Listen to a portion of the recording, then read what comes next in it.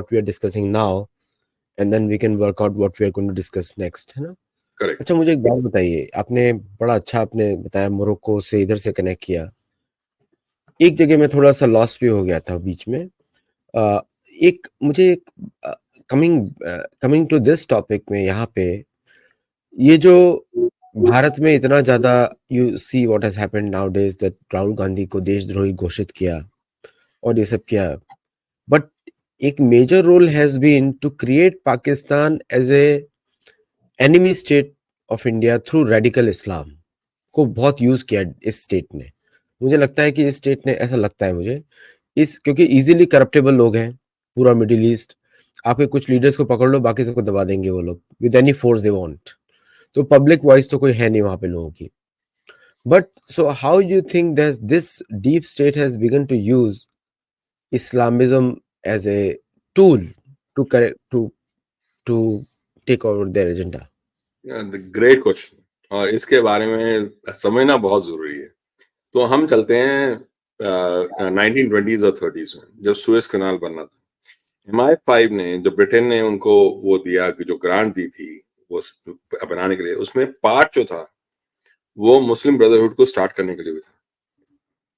तो तब उन्होंने मुस्लिम ब्रदरहुड शुरू किया। जो इनिशियल जो उसके जो थिंकर्स या जो सेटअप करने वाले थे, उनका नाम था हसन अल बन्ना, और जो रियल वो कहते हैं जो लिखने वाले लोग थे, जो बंदा था उसका नाम था Sayyid Qutb. So Sayyid Qutb was the real thinker. So he actually did a lot of commentaries on Quran and all this stuff. उनसे एक रिलेटेड थे सईद रमादान। अब क्या हुआ कि there is a very interesting, I think it's a book or like something called the first mosque in Munich. Now जो MI5 ने शुरू किया था ऑफ मुस्लिम ब्रदरहुड, वो नाजीज ने, हिटलर ने टेक ओवर किया। उन्होंने क्या किया कि जो रशिया था, रशिया को हराने के लिए उनको लगा कि जो उसके ये उज़्बेकिस्तान या बाकी जो सेंट्रल एशियन जो कंट्रीज हैं और जो उनके एथनिसिटीज जो रशिया में रहती हैं, उसको हम यूज कर सकते हैं बिकॉज वो मुस्लिम्स हैं। उसको यूज करने के लिए they started using the Muslim brotherhood like folks, और the first mosque in Munich was set up during the Nazi time for just that. तो उन्होंने एक रेडियो स्टेशन शुरू किया जिससे वो प्रोपेगेंडा रशिया में फैला सकते थे, ताकि जो एथनिसिटीज हैं उनको अपने पास लाएं और रशिया को गिराएं। ये उनका प्लान था। हुआ उल्टा, वो हिटलर साहब गिर गए। अब वेस्ट जर्मन इंटेलिजेंस जो थी उसने CIA के साथ मिलके वो टेक ओवर कर लिया। वो पूरा जो जिहादी जो फ्रेमवर्क बना रहे थे नाजीज, उसको टेक ओवर कर लिया। वो रेडियो स्टेशन ही ओन कर लिया उन्होंने।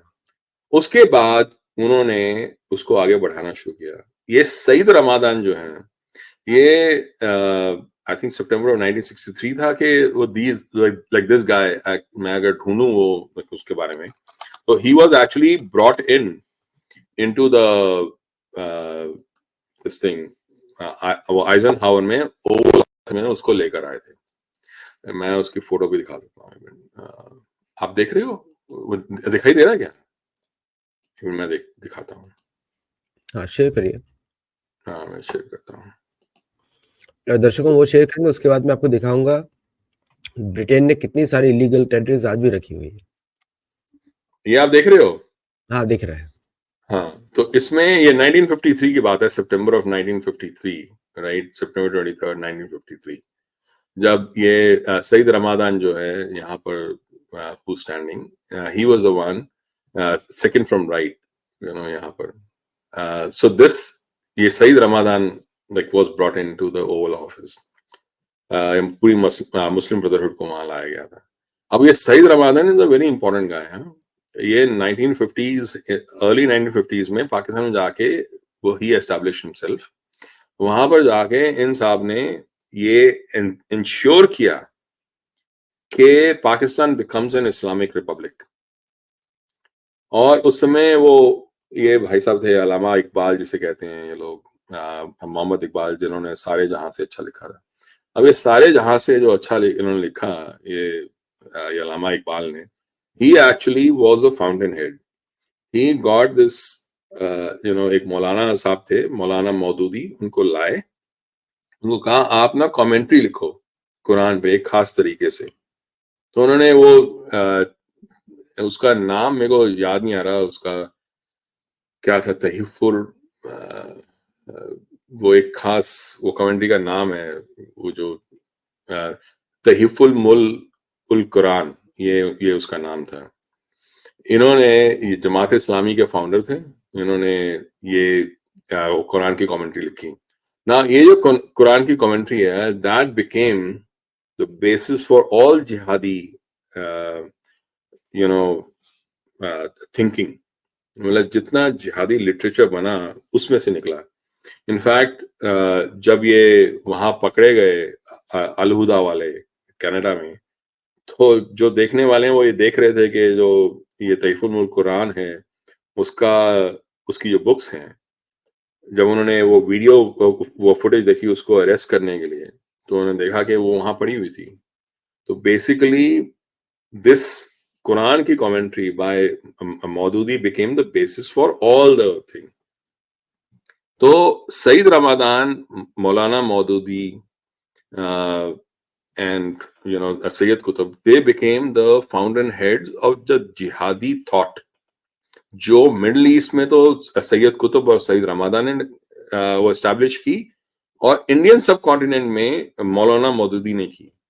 अब इन दोनों के पीछे CIA और MI6 का हाथ था, और ये यूज करते रहे हैं ऑल थ्रू आउट ये मुस्लिम ब्रदरहुड को, to go out and destroy any society. तो ये एक तरह का एक फ्रंट सोल्जर्स है, तो वो यूज करते हैं। इराक को उन्होंने डिस्ट्रॉय किया, अब सीरिया को कर दिया, पूरी तरह से लिबिया को किया, पाकिस्तान को तो कर ही रहे हैं, इंडिया को भी कर रहे हैं। तो ये क्या करते हैं, उनको आगे भेज देते हैं, वो पूरा डिस्ट्रॉय करते हैं। वो एक तरह के दीमक की तरह ये जिहादी थॉट वो फैलती है और फैलाते हैं। उसके बाद जाके उसको क्लीन अप करने के लिए वो बम मार के सब कुछ खत्म कर देते हैं। तो this is how they work, and this is how they have always worked. So आपने जब कहा ना कि ये इस्लामिस्ट को एक टूल की तरह इस्तेमाल करते हैं, बिल्कुल सही, ऐसे ही करते हैं। वो टूल की तरह ही इस्तेमाल करते हैं इनको, और हमेशा से करते आए हैं। तभी मैंने इस जो आर्टिकल लिखा था, मैंने वो लिखा ही था, the story of how West has weaponized Islam, because that is how they have always used, from MI6 to Nazis to the CIA, that is how they have always used them. And it's fascinating how they have, मतलब like done all this। तो इसको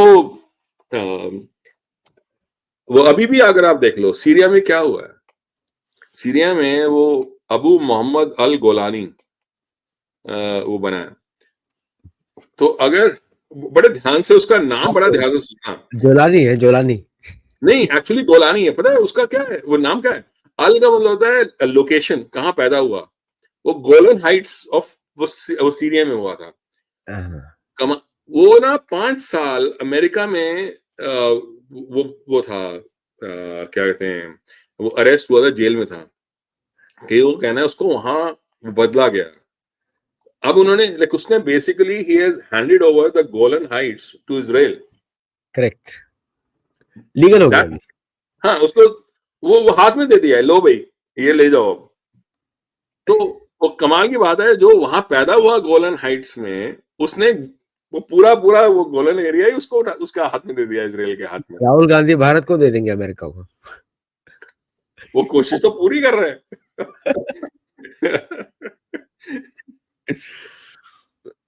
पता लगा हम लोग राहुल गांधी को बांग्लादेश में asylum दिलवाएंगे। अब जो चल रहा है ना जिस तरह से, वो आज वो देखा, वो ऐड निकाला है, सुनो सुनो, जो बीजेपी ने एक निकाला है। बेसिकली द थिंग इज, ये जो RSS बीजेपी वाला जो पूरा है ना तंत्र जो है, ये सीधा कभी अटैक करता नहीं है। अगर ये सीधा अटैक कर रहे हैं, इसका मतलब ये है कि कुछ ज्यादा ही, मतलब वो ऐसे पॉइंट पे आ गए हम, अब हम सारे, कि और कोई चारा है नहीं, कि sir fight to the finish. समाप्ति की ओर है। अभी तो एनीवे टॉपिक चेंज हो जाएगा। आप हाँ। बता रहे थे गोलानी ने पूरा हैंडओवर कर दिया। तो एक बात बताइए कि जो आज जो हमारा गहन राज्य है, काला डिब्बा जो है जिसको हम बोलते हैं, क्योंकि इसके अंदर कौन आता है, कौन जाता है, उस पे हम पर्दे तो खोल ही देंगे धीरे-धीरे काले डिब्बे पे।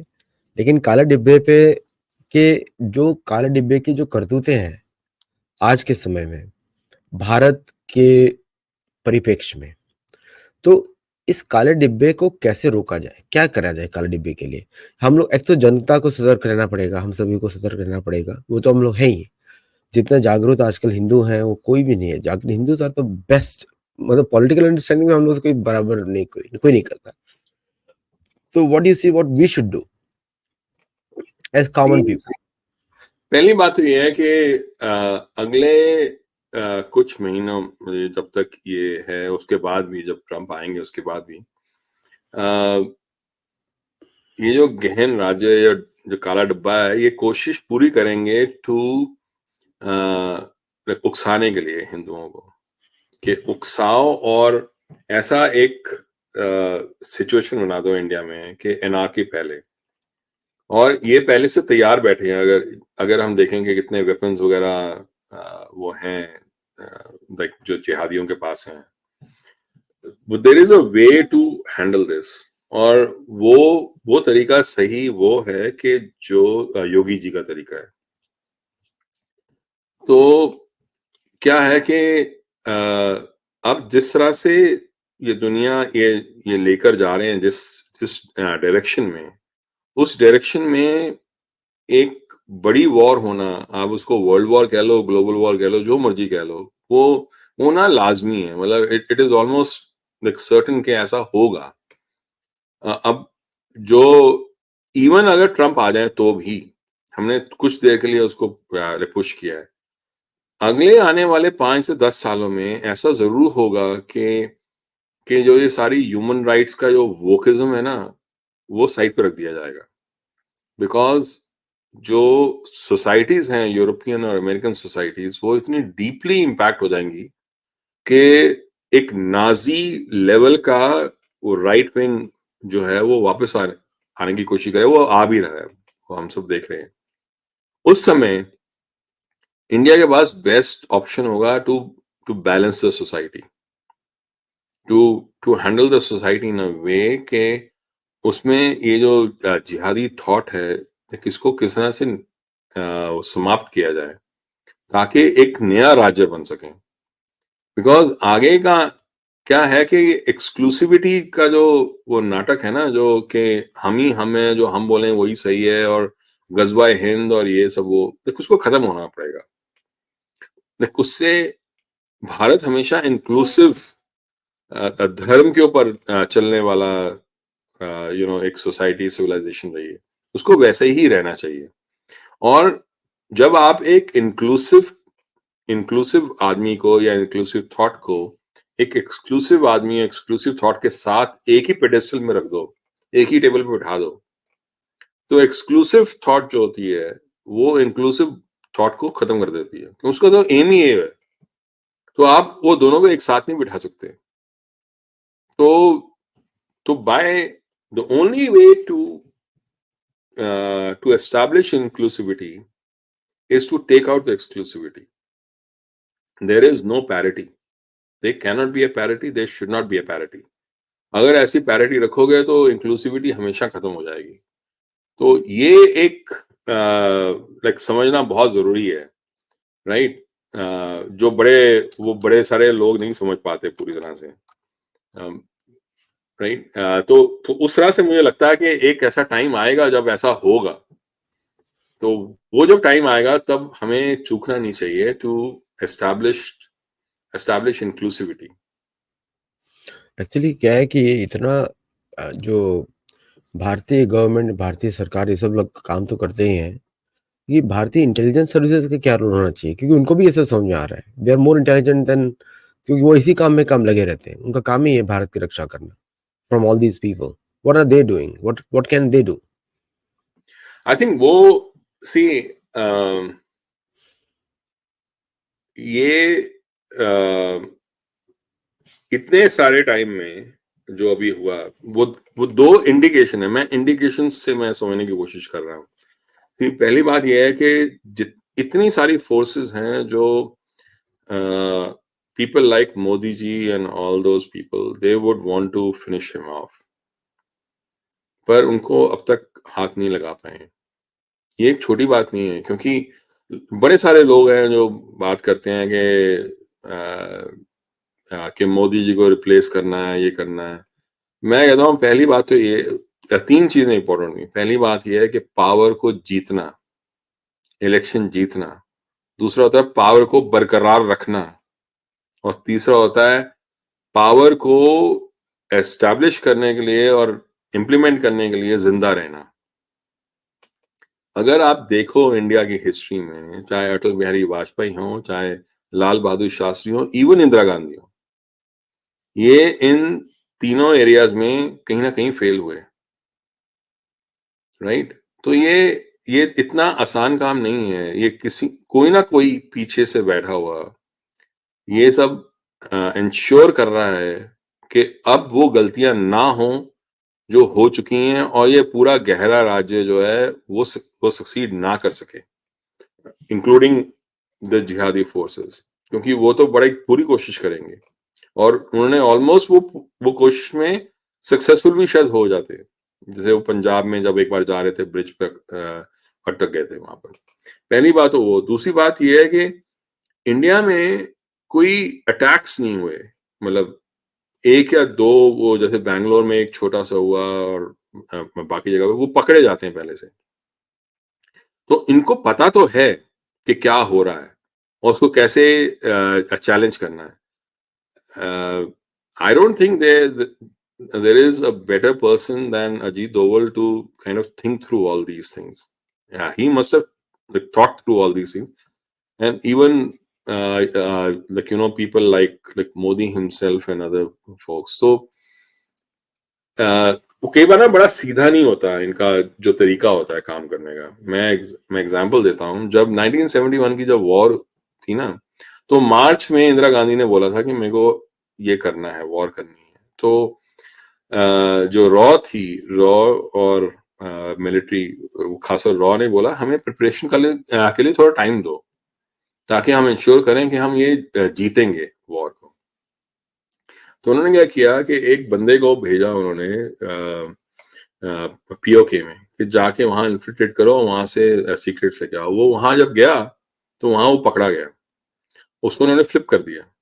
तो उसको भेजा कि आप जाके वहां से इंडिया में जाके एक प्लेन को हाईजैक करके लेकर आओ, और ताकि हम इंडिया को हम कॉर्नर करेंगे।